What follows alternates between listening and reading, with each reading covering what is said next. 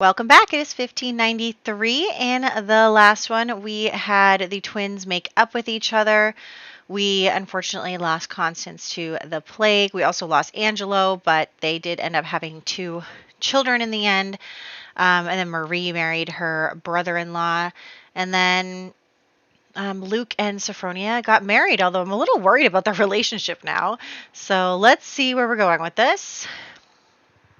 First, Angelo II's birthday. So he is the only surviving son of Yasmina and her husband, no 8 or 16. That was a close one. We have two toddlers, no 7, 14, or 19. All good. We have Camille spelled wrong. Waldrick II, no 2, 4, or 6, becoming a child. Humphrey Dubois II. He actually already aged up in our game, but no 7 or 13 for him. And will he get married? No 1 through 5. Yes. Will he have babies? 9 babies. The Dubois family is coming back, you guys. They are coming back. I love this. 9 kids. They are making a comeback. And then we have Eustace Hobart, who has to get at least a 7. And he did. Okay, you know what? This was such a good roll year after last year. I mean, last year, technically, we were okay. Marcella Verduzco is becoming a young adult this year. Cool. Awesome. Much shorter intro than the last time. Let's hop into the game. All right, so here we are in our house. I'm having to fix this again. I don't know if that's a glitch. Honestly, my game has been so weird lately, and I'm like, is this because of the update? The multiple updates that have happened since the update? Like, I'm like, are they fixing all these crazy things that are happening in my game or what? But anyway, I wanted to have Nicholas make a will, but actually you can only pass on simoleons and stuff in your will to outside of your households, which I guess makes sense, because if they were in your household, then the money wouldn't need to go anywhere. But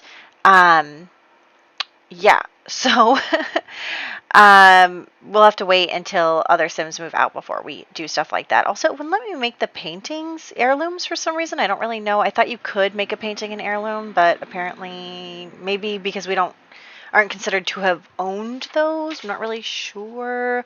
But anyway, number one thing that we're trying to do today is we are trying to get Humphrey's coming out ball. So that's number one.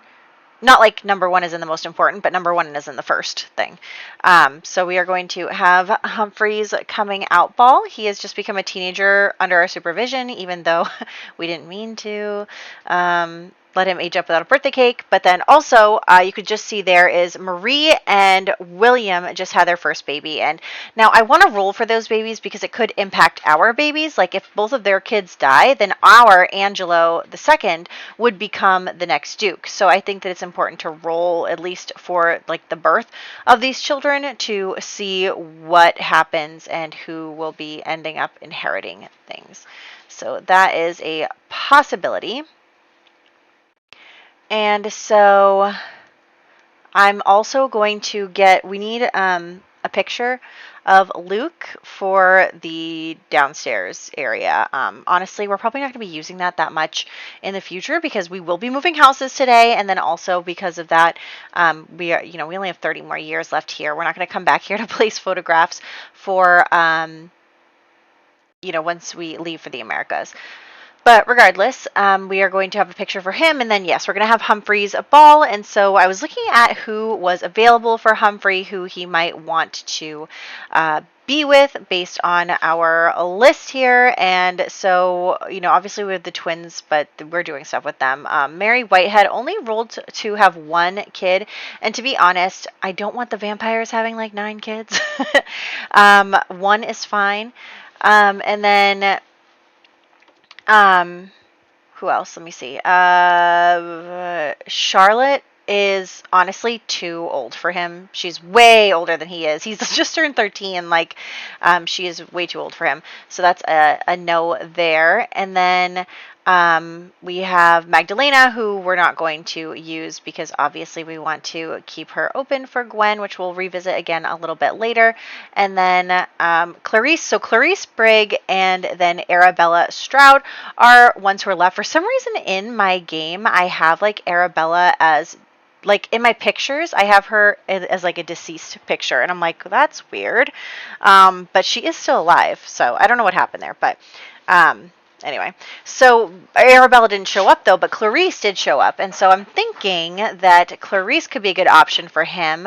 I'm just having them kind of get to know each other a little bit. They're going to dance together, and of course she's wearing a hat she's not supposed to be wearing, and he's carrying a bowl of food that he's not supposed to be carrying. So that's just kind of where we're at here and the life that we're living. So that's fine. It's a game. And then also, who is here at the party but Marie? So Marie is here, and she actually just had her baby that passed away, unfortunately. And then she is pregnant again. So she is pregnant again. And so, obviously she's feeling a lot of big emotions. Like, she did just lose her baby. That is really, really awful.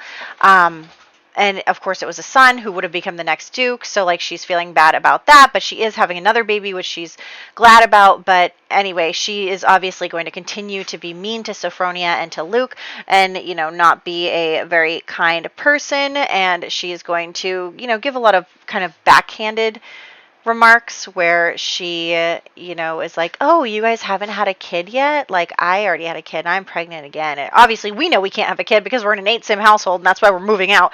But, yeah, so she is definitely not taking it easy on our Sims. She is not very nice, especially, she wanted to get Luke back, and just wasn't working. And then I'm trying to have Luke and Sophronia do a woohoo, but everybody is in that bed that they automatically go to. And then also she started painting, and so I'm like, okay, let's just move on.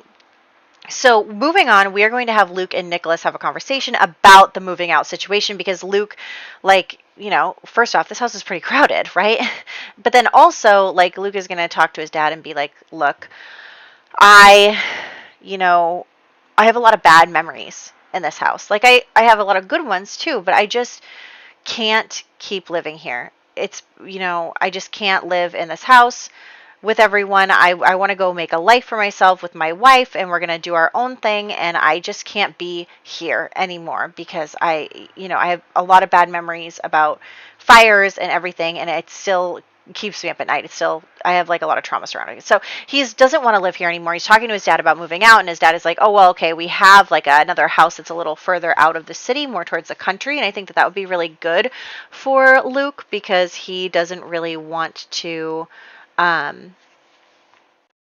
he's not really into this societal stuff as much. He really likes his research. We know he's been researching archaeology a lot lately, so that has been something that he has enjoyed. And he wants to travel more. He wants to do other stuff and live kind of a bit differently than we've seen Sims do so in the past. So there is that. They're just having that conversation about how they want things to go there. So he is talking about moving out. Sophronia is also all for it because she, wants their own house for their kids and stuff. I know that.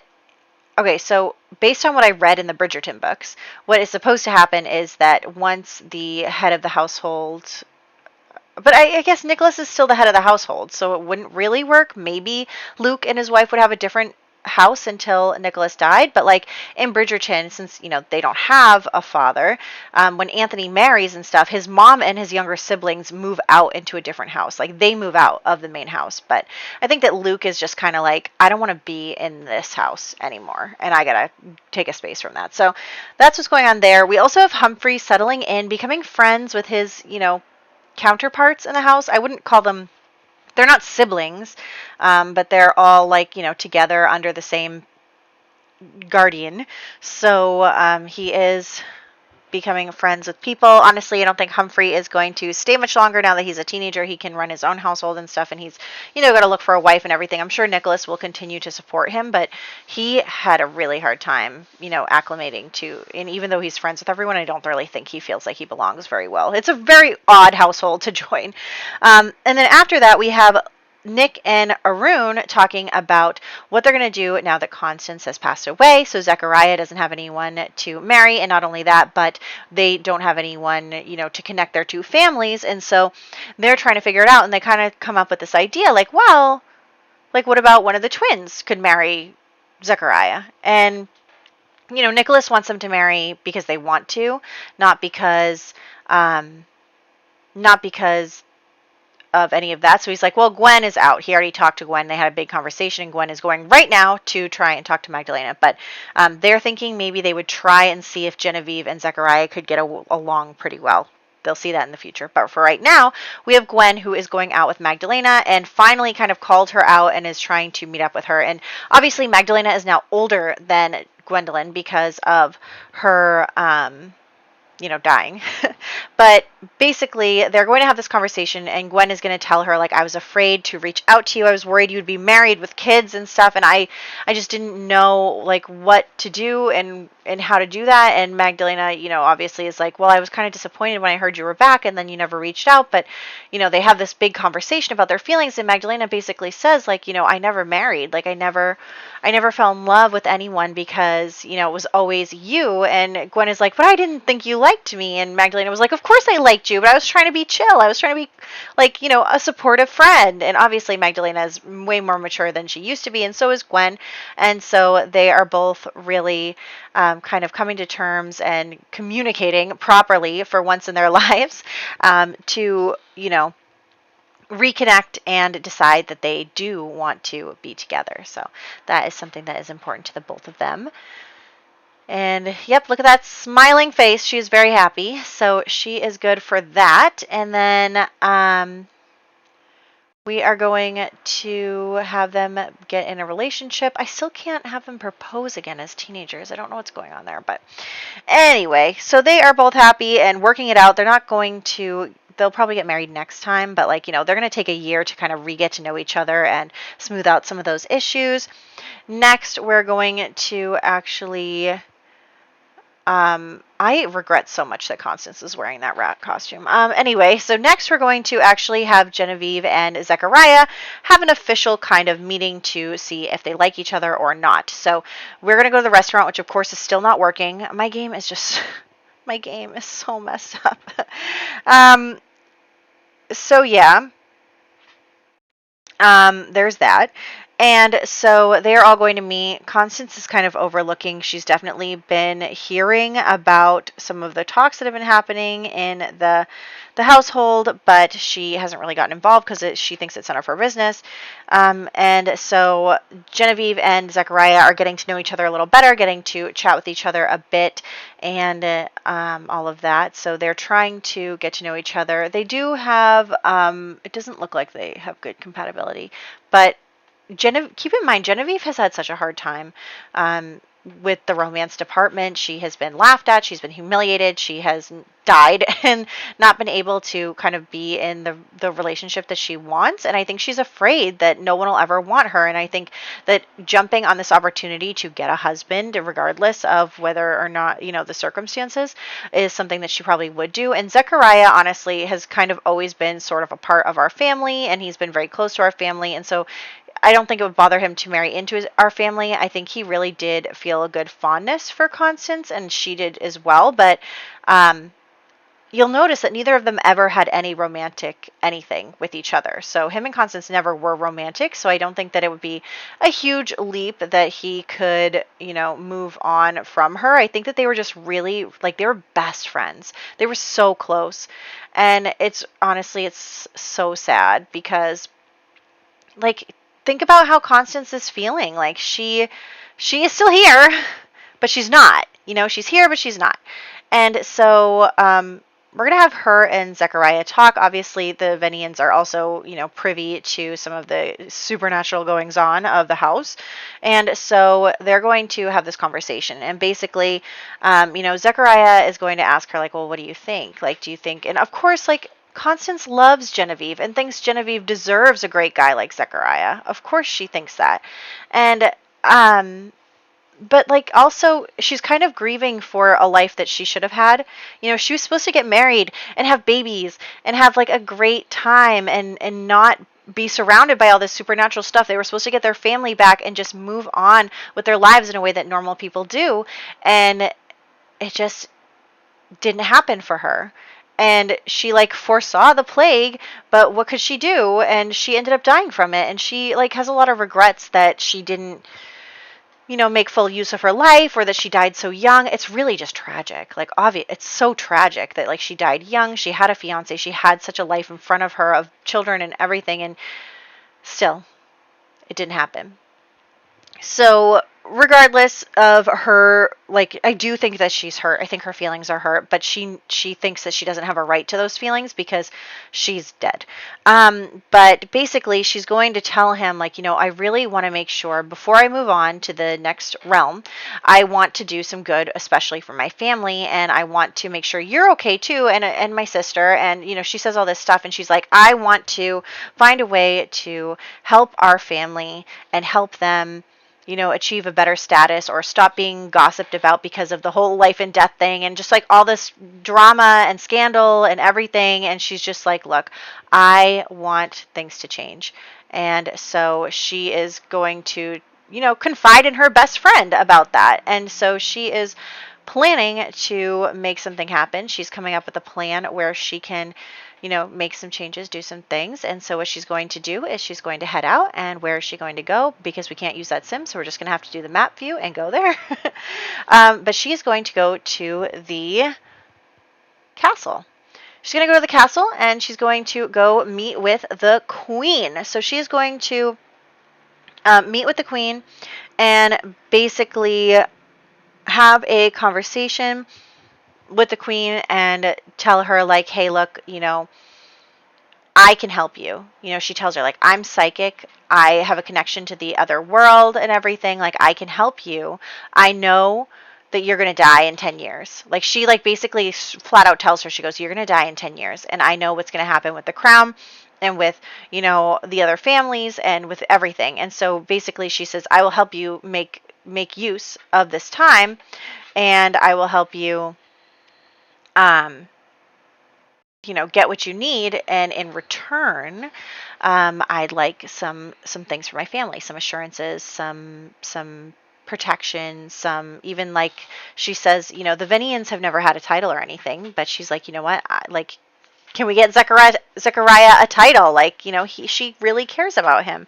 And oh my gosh, I'm just like so sad. Like, my heart hurts for like Constance, and like how her life was just cut short. That's just like, it just like hurts so much because of all of the things she had to look forward to. It just like really hurts. I'm so sad. On the bright side, I can make new households again, so that's good. And then I was trying to remember, I took a house that from the gallery and I changed it a little tiny itty bitty bit just to get like a better office situation, but I couldn't remember which house it was. So I had placed down a few different houses, and I was like, I don't remember which one it is. And so I was just struggling with that a little bit. But I did find it. Anyway, I'm going to go back here, and I'm going to make Nicholas's will, where he can then leave things to Luke as his heir, as his male heir. But yeah, so I'm going to mess around with the house a little bit in just a second. But basically, I got not this house, which is also a house I downloaded from the gallery, but it's not this one. I'm looking at it and I'm like, this isn't quite right. The Tudor family house, this one, large Tudor family house from Nina Schmidt, is the one. I was also having trouble in build mode. Oh my gosh, I've been having so many weird things happen in my game. Like, I could not use build mode. It was so weird. It was like really not working. But yeah, here's the house. I just added a little study in place of that bathroom instead. I think pretty much everything is the same other than that. But yeah, so this is their new house that they're moving into, and I honestly did not think this relationship was going to be so turbulent as it is, because already we moved into this house and they had zero romance again. What do you mean you had zero romance? You just had your romance bar up a second ago, and I didn't do anything for you to get your romance down. And like, did they do something when I wasn't looking? Like, I have no idea, but I feel like this relationship is going to be a lot more turbulent than I initially thought, which I'm not mad about because, I love the drama, but still, it's kind of weird. So anyway, to add to the drama, Luke is basically going to talk to Sophronia and tell her that he is interested in traveling and all that stuff. And she's like, oh, great, great, great. Like, where do you want to go? And he's like, I want to go to Self Dorada. And she's like, what do you mean? Like, I'm not going camping. like I'm not going to go sit in the dirt while you like explore the archaeology sites, like, or whatever. She's like, I'm not going to do that. She's very much like a city girl. And so he's like, well, that's like kind of a dream of mine to like explore and travel and do all this stuff. And she's like, no, I don't want to do that. And he's like, well, I guess you can stay here. I'm going to be gone for months at a time. Think like Bridgerton season 3 Debling, but not with the definitely going to die place.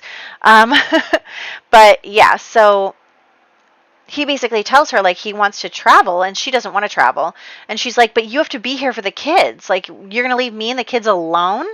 And so that's definitely something that they're going to start arguing about for years to come. But he has dreams. He has dreams, and he has become really interested in archaeology, and he wants to fulfill that wish. He wants to keep moving forward with it. He's interested, and he's not going to just give up on everything. And so their marriage is going to be quite turbulent, isn't it? Anyway, birthdays. Birthdays. Also, we're going to woohoo a few times. I'm pretty sure she's pregnant. But of course, they are having difficulties. And also, still, my Sims won't try for a baby. And I'm like, why won't you try for a baby? Like, I don't understand. Like, they get mad at each other.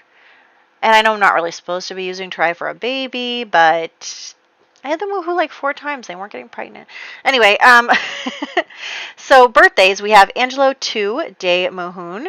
We have Theta de Mohun, and we have Paul. Oh, sorry. So Angelo the second became an infant. Theta became a toddler, and then Paul Waldrick also became a toddler. Camille Waldrick the second became a child, and then Humphrey Dubois the second became a teenager. Marcella Verduzco actually was already dead. Surprise to me.